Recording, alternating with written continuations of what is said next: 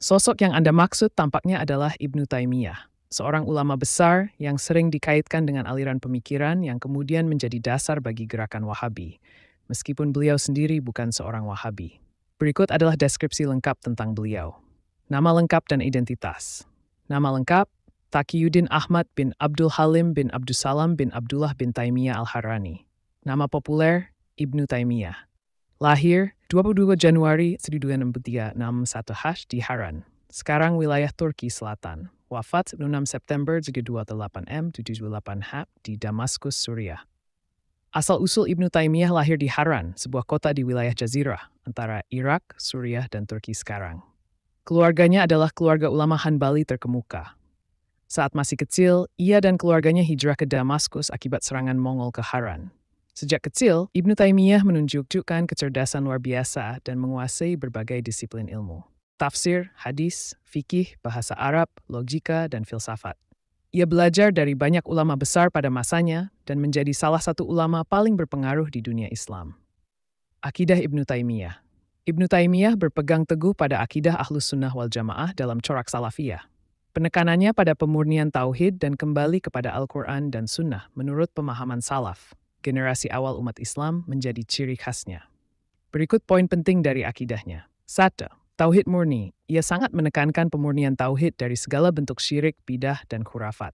Ia membedakan secara tegas antara tauhid rububiyah, uluhiyah, dan asma wa sifat. 2. Penolakan terhadap takwil berlebihan. Ia menolak penafsiran akal atas sifat-sifat Allah yang menyimpang dari makna lahiriah teks Al-Quran dan hadis seperti dilakukan oleh kaum Asy'ariyah atau Mu'tazilah. 3. Anti-tasyabuh dan fanatisme buta.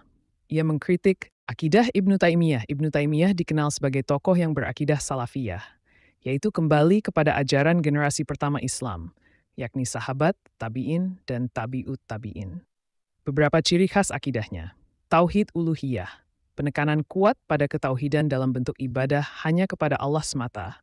Menolak segala bentuk perantara dalam beribadah, seperti tawassul kepada wali atau kuburan. Penolakan terhadap ta'wil sifat-sifat Allah.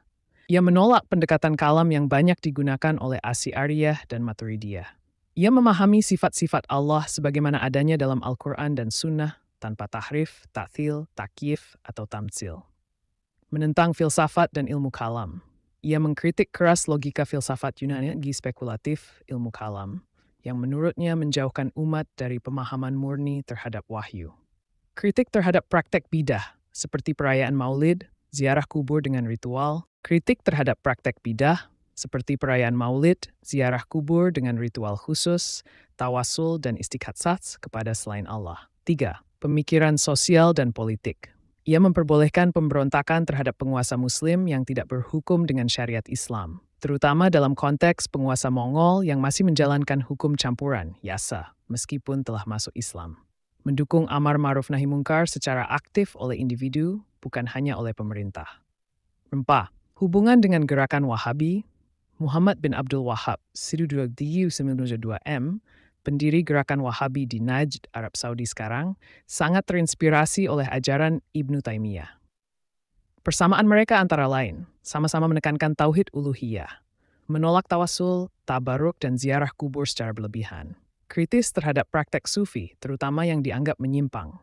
Mempromosikan kembali kepada Al-Quran dan Sunnah. Berikut adalah beberapa kritik terhadap akidah dan pemikiran Ibnu Taimiyah menurut ulama Asy'ariyah, serta dampak yang ditimbulkan menurut pandangan mereka. 1. Penolakan takwil terhadap sifat Allah. Kritik. Ulama Asy'ariyah menganggap pendekatan Ibnu Taimiyah terhadap sifat-sifat Allah terlalu tajasum, menyerupakan Allah dengan makhluk, meski ia sendiri menolak penyerupaan secara eksplisit. Ia memahami ayat-ayat sifat secara harfiah, zahir, sedangkan Asy'ariyah melakukan takwil ta'fwid atau takwil ijmali untuk menghindari tasybih. Akibat, dikhawatirkan menjerumuskan umat pada pemahaman antropomorfis, yaitu membayangkan Allah memiliki bentuk atau bagian seperti makhluk. Menimbulkan kekacauan teologis karena tidak semua umat bisa membedakan antara makna hakiki dan majazi dalam sifat-sifat Allah. Apakah dengan memahami sifat-sifat secara harfiah, berarti kita melangkah mundur dari 2. Penolakan terhadap ilmu kalam kritik. Bagi Asy'ariyah, ilmu kalam adalah sarana penting untuk mempertahankan akidah Islam dari serangan filsafat dan aliran sesat. Ibnu Taimiyah dianggap menolak ilmu kalam tanpa menawarkan metode rasional yang cukup kuat untuk menjawab tantangan pemikiran zaman. Akibat, melemahkan daya intelektual umat dalam berdebat dengan filsafat, ateisme, dan aliran sesat. Menyebabkan sebagian pengikutnya anti terhadap rasionalitas dan logika, yang justru penting dalam dakwah ke masyarakat luas. 3. Sikap terhadap tawasul, tabaruk, dan ziarah kubur. Kritik, Ibnu Taimiyah menganggap tawasul dan tabaruk sebagai bentuk kesyirikan, sedangkan Asy'ariyah membedakan antara tawasul yang syar'i dan yang bidah. Asy'ariyah termasuk Imam Nawawi dan Al-Ghazali membolehkan tawasul kepada orang saleh selama niatnya tidak menyekutukan Allah. Akibat, munculnya fitnah takfir. 3. Sikap terhadap tawasul, tabaruk, dan ziarah kubur. Kritik, Ibnu Taimiyah menganggap tawasul dan tabaruk sebagai bentuk kesyirikan, sedangkan Asy'ariyah membedakan antara tawasul yang syar'i dan yang bidah.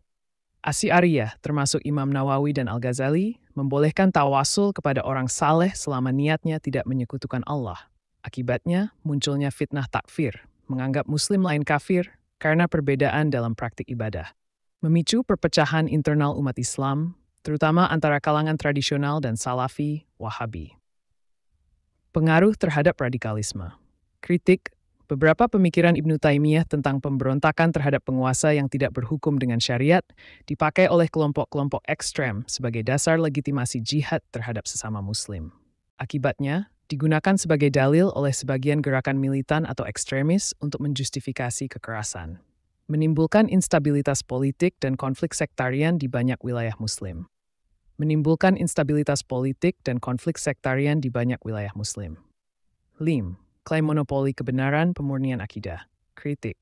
Asy'ariyah menilai klaim Ibnu Taimiyah bahwa hanya pemahaman salaf murni yang benar adalah bentuk ta'assub dan mengabaikan kekayaan khazanah intelektual Islam dari berbagai mazhab. Akibatnya, menghambat pluralisme dalam ijtihad dan menyempitkan jalan toleransi dalam Islam. Meningkatkan polarisasi umat antara yang mengikuti pendekatan literal versus kontekstual. Kesimpulan, bagi ulama Asy'ariyah, pemikiran Ibnu Taimiyah mengandung banyak kekeliruan metodologis dan teologis yang berpotensi menimbulkan kekacauan dalam akidah, perpecahan umat, dan penyalahgunaan konsep syirik.